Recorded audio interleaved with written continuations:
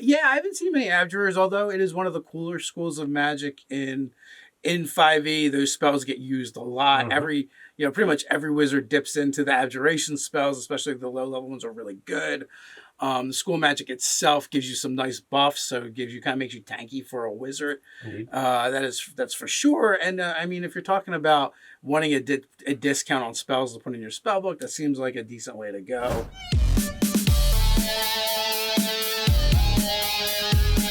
I'm Nerdarchy Ted. And I'm Nerdarchy Dave. Welcome to Nerdarchy, for nerds by nerds. All right, so what do we have today?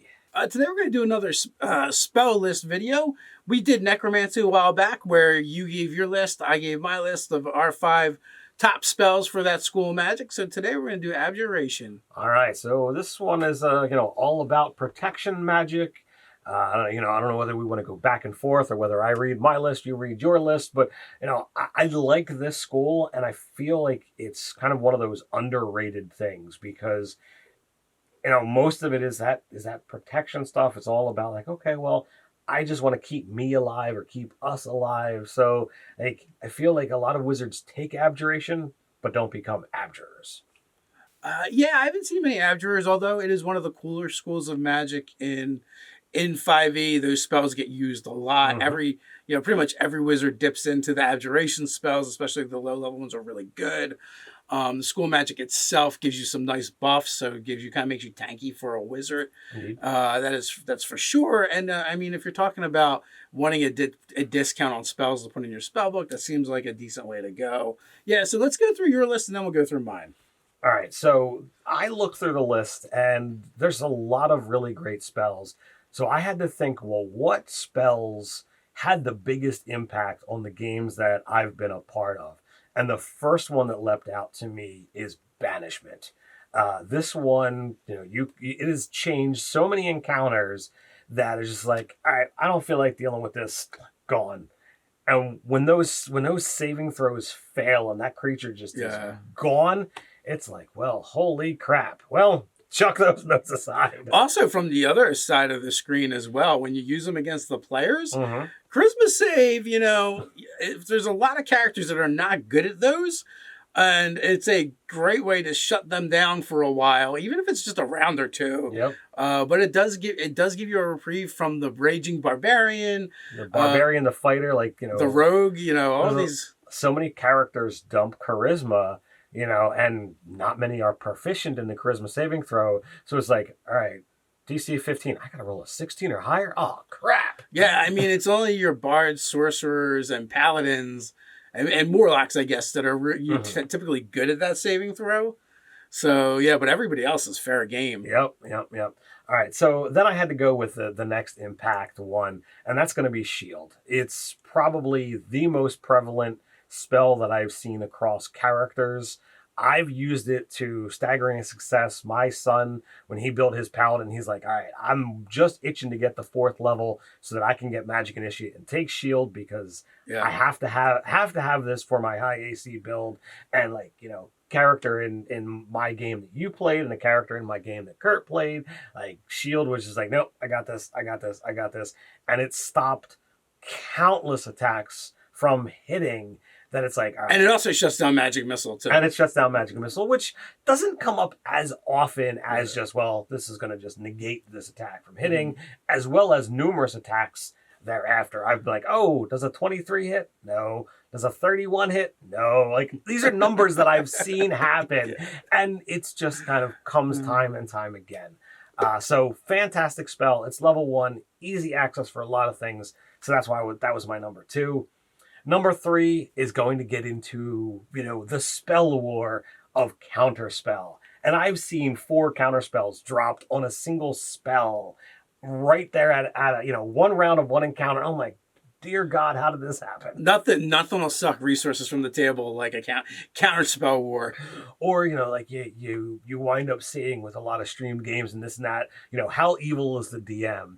Do they counterspell that healing spell that's being used to bring a party member, back up the fighting condition? It's like, oh, so counterspell had to be in there. So then I believe, we move into another fun spell, which I feel definitely gets more into the evil DM and role-playing situations, and that's going to be remove curse. This one, it's like, all right, does the DM give you something wonky? Do you have something going on? Paladin, lay on hands and lesser restorations aren't as good as a remove curse, because sometimes curses are gonna happen, and it's evil, it's awesome, there's great stories.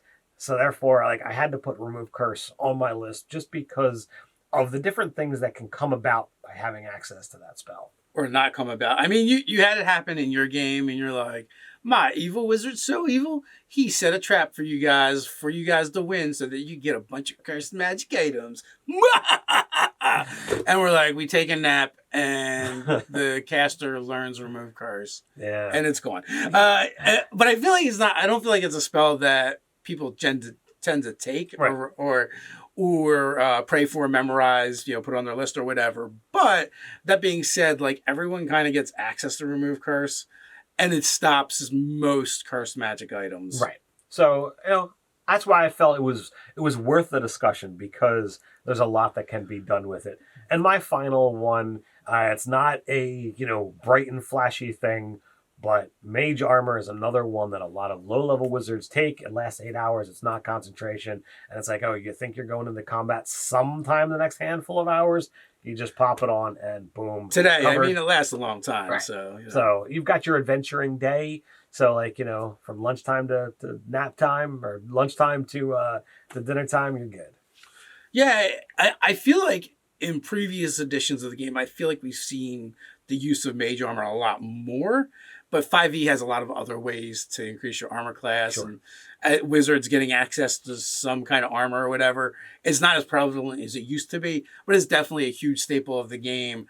And if you don't have any of those resources, it is definitely nice to just, cast that before you go into the dungeon. Indeed. All right, so let's look at your list. All right, so my list is kind of based on spells. I'm like, well, what spells do I generally take as a wizard that are abjuration spells? Mm-hmm. So obviously shield is at the top of my list. It's like every caster that I ever take that has access to shield always takes shield. It's a gimme. It's a great spell. Stops magic missiles, stops those attacks. And unlike other things like defensive duelist, like everyone's like, you should take it. I hate that feat. I think it's the dumbest feat in the world. Takes your action, gives you a small bonus against one attack. I'm like, shield is out there. I think you're so much better off figuring out a way to get shield than you are taking that feat. Sure. So I would go a magic initiate before that and take that, and never take defensive duelist. Worst feat ever. Although people will disagree with me, because once around you can maybe stop a attack. Yeah, yell at Dave in the comments. Yeah, sure. So counterspell as well, because counterspelling is just really cool. If you happen to be an abjuration wizard, because we're talking about the school of abjuration, you actually get really good at counterspelling eventually. Indeed. Better than everybody else. Also kind of cool. And then I am going to go with another spell that I used a lot in one of your games. Uh-huh. And I generally take this spell when I'm playing a druid, a ranger, a wizard. So it comes up a lot, and that is absorb elements. One of my favorites. Basically, it just, as a reaction, you can take half damage from energy types. And then on your next melee attack, you also get to do a die 6 of the energy type that you did for that melee attack. So that's pretty cool. I've also been, have played a Gish character where I've fireballed myself and then have to make the saving throw against my own spell, and then use that spell to only take a quarter of the damage. But then I upcasted it. So you do more damage when you hit. So I do more damage when I hit, yeah. I'm pretty sure I've done it where I've fireballed myself, action surged, and then done it. It also works really well with, if you're hasted, you could do that. Now you're risking losing your haste if you roll badly and lose your concentration. Damn, I failed my saving throw. Yeah. Damn, I failed my concentration check. Shit. Yeah. Then the joke is on you. But that being said, you could, if you're hasted, you could cast Fireball on yourself, half the damage, make the save, quarter the damage, and then you've used a reaction. So now you upcast it and you attack with your weapon, and you can do all the way up to an extra 9 die 6 of fire damage or whatever. It may not be the most effective or efficient use of your spell slots, but let me tell you, it is a lot of fun. Using a 9th level spell slot to do 9d6 points of damage after you fireballed yourself, I don't feel is the best use of a 9th level spell slot. Just saying, but hey, to each their own. Yeah. Well, also, I was playing a gift, so I didn't actually get access to 9th level spells. But granted, there are other high level spells that are probably better. Dumbcast, Yeah, Dumbcast. But yeah, I digress. Next up is Alarm. I just like it because it's a ritual spell, and you can alarm all your stuff, especially if there's a rogue in the party. You definitely might want to invest in Alarm. And if you're a wizard, it's a ritual spell, so just put it on everything. I had the players in my game just the other day. They went into the closest inn/tavern they could find, and it was shady. And the caster was like, all right, I'm going to ritual alarm my room. And it totally stopped the thief from going in and, stealing from them. The other 2 rooms lost some money. He was fine. Yeah. Was it a thief in the party or outside the party? Outside the party. Yeah, where nobody actually knows. No, well, I mean, there could have been notes that were passed ahead of time and what have you. But I can't say for sure. But I can say that, some of the players lost money. The final spell that I picked is the Spell Magic, just because I feel like, that's what the wizard does, right? They solve magical problems. Sure. And sometimes magical problems require them to just go away, and Dispel Magic allows you to do that. And also, it's an area spell, so like you think someone's invisible over there, you don't have to know exactly. You just got to get them in the area and make that go away. Yeah, Dispel Magic I don't feel gets used anywhere near as often as Counterspell. I feel like at times it's the only answer to certain problems. So like if you don't got it, you don't got it. But when it comes up, it's niche, it's key. It's needed.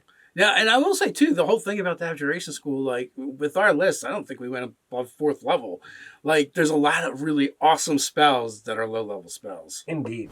But hey, you like this video, others like it, as well as all the awesome content you can find over on Nerdarchy.com. Why not come check us out on Patreon and support us over there? Articles like Study Up on 5e D&D Magic Abjuration Spells. Another great way to support Nerdarchy is to check out Nerdarchy the store and get some access to some fine products like Muckwuggle, the Frog God. Muckwuggle and the Frog God pantheon spawned from inspiration taken from amphibians and unleashes the dread cult of the frog gods upon the world. The myth of the Toad Father keeps adventurers hopping, whether you need an adventure for the evening or to spark the seeds of a whole 5th edition campaign with new monsters, NPCs, lore and adventure hooks, traps, and even magic items. Included is 4 new magic items, 2 new creatures, including werefrogs, the Temple of the Muckwuggle encounter location, as well as the Pantheon of the Frog Lords. So let us know what you think about abjuration spells and give us your top 5 down in the comments below. While you're down, don't forget to do all those fun things that make YouTube and Nerdarchy happy. Like, share, subscribe. Go ahead, click on that notification bell. You know the drill. Quick reminder, we drop new videos on the channel several times a week, so come on back. But you can't wait till then, no worries. We got you covered. 5e D&D Necromancer spells, 5e's best spells times 2. There's a card up here somewhere. Check it out. So until next time, Stay nerdy.